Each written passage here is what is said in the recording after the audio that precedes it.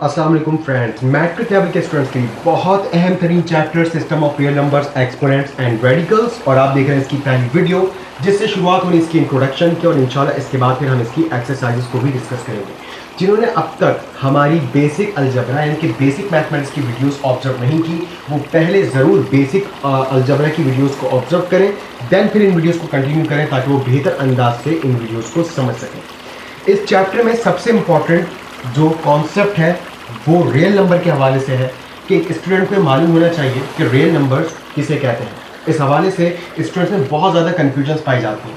तो याद रखिएगा, तमाम नंबर्स जिन पर आप नॉर्मली मैथमेटिक्स कर रहे हैं, चाहे वो फ्रैक्शन में है, चाहे वो डेसिमल है, चाहे वो नेचुरल नंबर है, चाहे वो होल नंबर है, चाहे वो इवन नंबर है, चाहे वो ऑड नंबर है, चाहे वो इंटीजर्स है, वो नेगेटिव है, वो पॉजिटिव है, जितने भी आप मैथमेटिक्स में नंबर्स देखते हैं, फ्रैक्शंस देखते हैं, वो सब के सब रियल नंबर्स कहलाते हैं।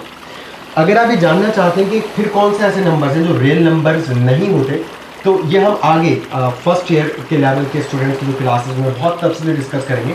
अभी सिर्फ आपके समझने के लिए इतना समझ लीजिए कि अगर फॉर एग्जांपल रूट के अंदर लिखा हुआ है -4, तो ये नॉन रियल नंबर है क्योंकि इमेजरी नंबर है। अगर आप कैलकुलेटर पर -4 की वैल्यू कैलकुलेट करने की कोशिश करेंगे तो आपको एरर मिलेगा, यानी कि ये अनडिफाइंड है, आप इन वैल्यूज़ को डिफाइन नहीं कर सकते, यहाँ पर एरर आएगा, ये इमेजनरी है।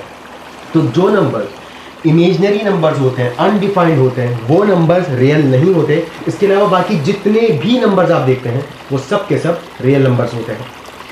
रियल नंबर्स की मेन दो टाइप्स हैं, रैशनल नंबर्स यानी कि रैशनल नंबर्स भी रियल नंबर्स होते हैं, और second type irrational numbers, irrational numbers भी रियल नंबर्स होते हैं।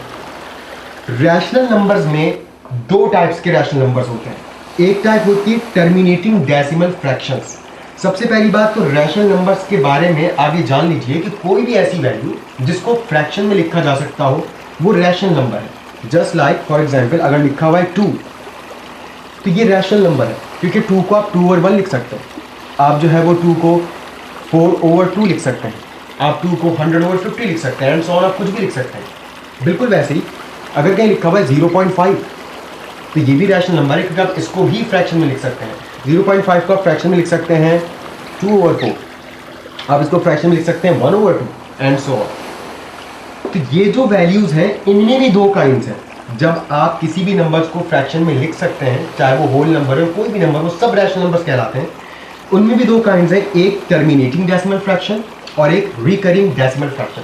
अब एक टर्मिनेटिंग डेसिमल फ्रैक्शंस क्या होती है? ऐसी फ्रैक्शंस जिनको कैलकुलेटर पर डिवाइड करने से पॉइंट के बाद मौजूद वैल्यूज एक लिमिट तक हो, उसके बाद वो कंटिन्यू ना हो रही हो, ऐसी फ्रैक्शंस को हम कहते हैं terminating decimal fraction. For example 1/2 को अगर आप कैलकुलेटर पर डिवाइड करें तो बस ये 0.5 पर आकर ही ख़त्म हो जाएगा, ये इससे आगे नहीं जाएगा। फॉर एग्जांपल 1/8 अगर आप इसको कैलकुलेटर पर डिवाइड करेंगे तो आएगा 0.125, ये मज़ीद इससे आगे नहीं जाएगा।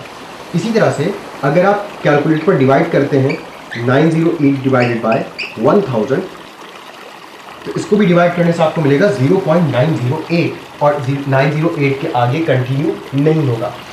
तो जब पॉइंट के आगे वैल्यूज़ एक लिमिट के बाद ख़त्म हो जाए और वो मज़ीद आगे कंटिन्यू ना होती हो, तो हम उनको टर्मिनेटिंग डेसिमल फ्रैक्शंस कहते हैं।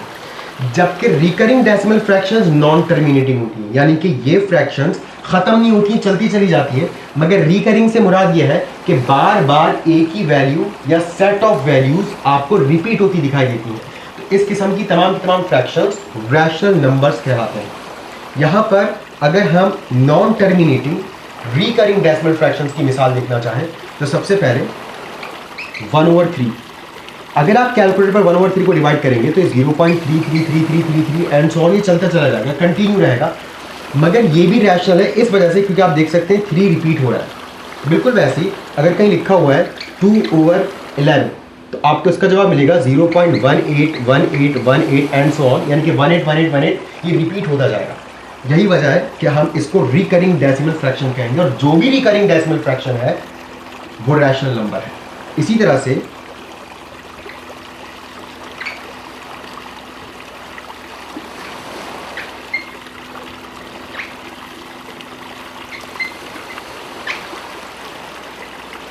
यहां पर भी आप देख सकते हैं 1/7 में एक सेट ऑफ वैल्यूज रिपीट हो रही है, यानी कि जब आप 1/7 को कैलकुलेटर पर डिवाइड करेंगे या मैनुअली जब आप डिवाइड करेंगे तो आपको जवाब मिलेगा 0.142857, 142857, 142857 एंड सो ऑन।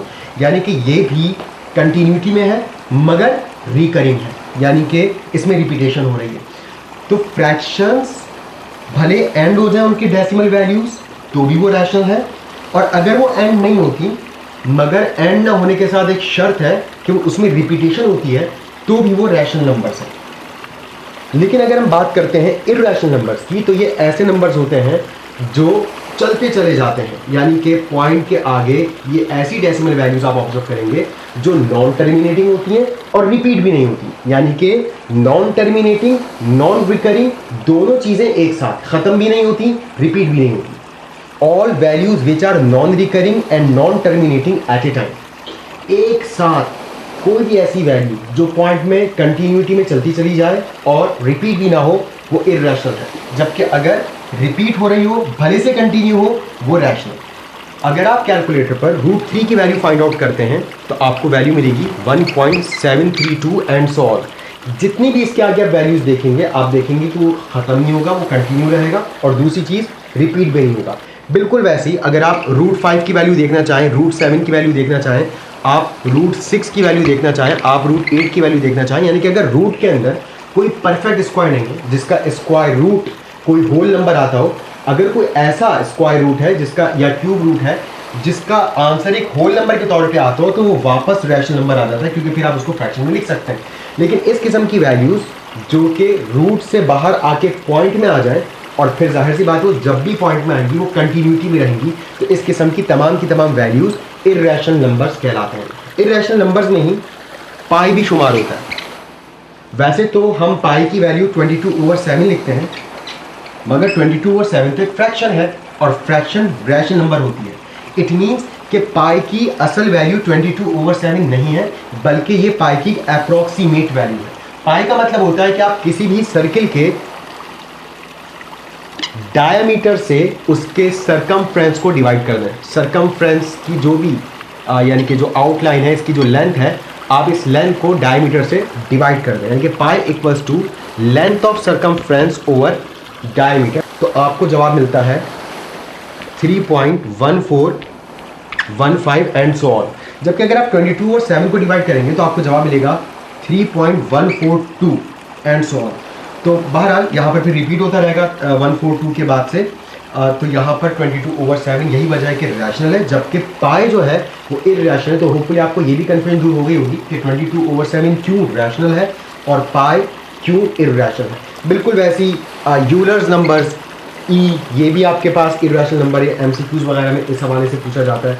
तो आप याद रखिएगा यूलर्स नंबर एक कांस्टेंट है, 2 पॉइंट समथिंग इसकी वैल्यू होती है, 2.71828 एंड सो ऑन। तो ई यानी कि यूलर्स नंबर्स ये भी इर्रेशनल है, पाई की वैल्यू ये भी इर्रेशनल है, और तमाम की तमाम ऐसी वैल्यूज़ जो कि आप रूट के अंदर लिखें मगर वो परफेक्ट स्क्वायर ना हो, या रूट से बाहर अगर आप कैलकुलेटर से इसको बाहर कैलकुलेट करके लाएं तो आपको पॉइंट में जवाब मिले। तो रूट से बाहर आने वाली वैल्यू जब कभी भी बाहर आएगी, ये बात याद रखिएगा कि वो जो डेसिमल वैल्यूज़ होंगी वो नॉन टर्मिनेटिंग होंगी और नॉन रिकरिंग होंगी, यानी कि ना तो वो डेसिमल वैल्यूज़ ख़त्म हो सकेंगी और ना ही वो रिपीट हो सकेंगी। तो उम्मीद है कि आपको रियल नंबर समझ आए होंगे। इंशाल्लाह नेक्स्ट वीडियो में हम मज़ीद आगे कुछ बेसिक कॉन्सेप्ट के हवाले से बात करेंगे। तब तक के लिए अल्लाह हाफ़िज़।